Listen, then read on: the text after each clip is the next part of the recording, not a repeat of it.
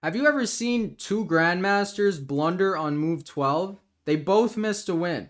The reason I have Morphy's Law at the top is because Morphy would have seen this move. Well, I have Morphy's Law. It's really Murphy's Law.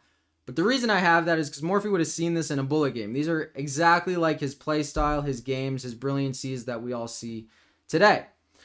But that's not the point of this video. The point of this video is we got two Russian GMs, very strong. Artur Yusopov, a great author, the winner of the World Youth Championship, forgetting 1 year. And we have Timoshenko, another Russian GM. So we got the Russian School of Chess facing off.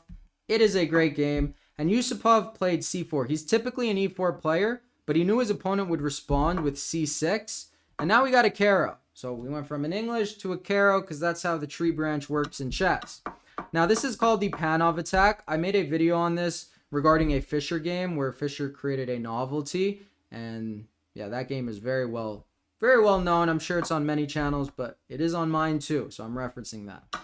Okay, takes. And this line, if you're playing white, you have to know a shit ton of theory, to be honest. Black damages your pawn structure over here, but you can use it to your advantage. Sometimes here if they're playing incorrectly, but the queen is on b3 and it's a beast of a piece. We get knight to b6. Okay, so we get the calmer line. We don't get the Fischer line. Pawn to d5. Kicks the knight forward. Now what do? You don't want to be passive with queen d1 because why would you ever want to be passive? Got to be aggressive, active counterplay. Bishop to b5. Knight should not take because you're threatening forks and black's position is just very awkward. So we get knight to d7, queen to a4, building up on the pin. And I guess Timoshenko ran out of theory first. He played a novelty that will be well forgotten because, it's not a good move. You have to take en passant. You don't have to, but we do. And here he missed a win. So I really want you guys to pause the video and actually find this move. It is beautiful. What would Morphy do in this position? If you guys said bishop g5, good shit.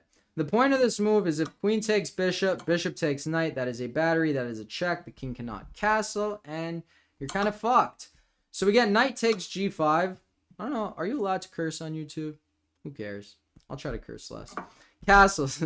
The point is that I'm in Serbia. Everybody curses like 3 times a sentence. It's really ridiculous. Like, it's pretty wild. But the point is castles, and because it's not, whatever, this is chess. This knight is going to be lost. The king is not going to be safe. As you can see, they're about to be checkmated. I mean, look at the bar. It's all the way up. So this did not happen, unfortunately. They missed it. And bishop to e3. Now we got a game on our hands, which is good because there's a lot of positional motifs throughout. But the reason white needed to be so quick was because a6, the rook is defended. So we're trading off into a middle to endgame. Now here, 9 out of 10 players would castle queenside, but the problem is the king finds safety, and in the long term, whose pawn structure is better? That is right, black's is better. So white needs to do something. He needs to be active. Castle's kingside, away from the center of the board, ironically, and towards the side of the board where your pawn structure is bad. So we're breaking 2 principles, but what we get out of it is 3 open files, and his argument is that this king is not going to be safe. So you got to play super precise, like knight to d5. Threatening this fork. Rook cannot go to c8, and now black was trying to manually castle, but he cannot. So his king's kind of jammed up on the d file. We get knight c7. Do you want to trade? That is the next question at hand. The answer is actually you do not want to trade, because then you're going to be left with the worst pawn structure, and we don't want that. So leave pieces on the board, keep it complex, and then attack the king that's now in the center of the board. King to f5, and now I like his choice of rook to d1. I think he's threatening rook takes, well, I know he's threatening rook takes bishop, rook takes knight. So black saves his knight. We get a check, and then do not go bishop to g5. That hangs a bishop. Double up on the bishop. You might be thinking, isn't that bad? Doesn't that elect or force a lot of trades? The answer is no. But why? Knight d7. The king has to move, and now b4. White is playing this spectacularly now, ever since missing the blunder.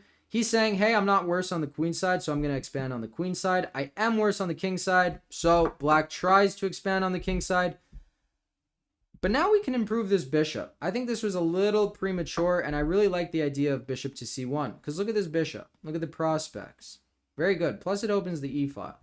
Now we get knight to f4. We cannot get too attached to our pieces in chess. That is a very good knight. blockading the double isolated pawns, getting a tempo on the rook, and kind of caging in the king. Right? There could be some back rank issues in the future. So we get the trade, and now how can white win a pawn? Knight takes f6. Black goes rook to c8.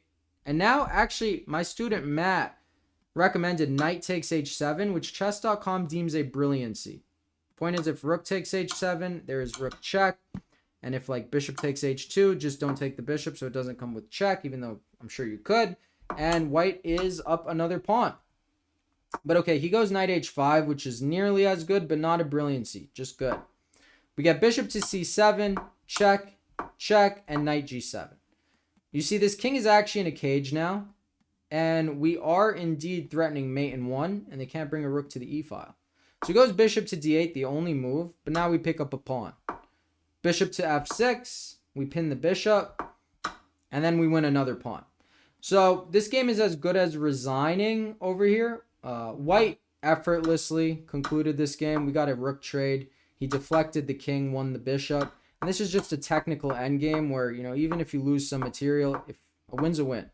So basically, he's going to get his king to the center of the board and then bring his king towards his pawn as such. He doesn't even need the other pawns. And in this position, black resigned. Why did black resign? Well, rook takes queen, rook takes pawn check, king takes, and hopefully you can win this position with your eyes closed. So a great game by Yusopov. I hope you guys enjoyed. Thank you as always for watching. Have a great day.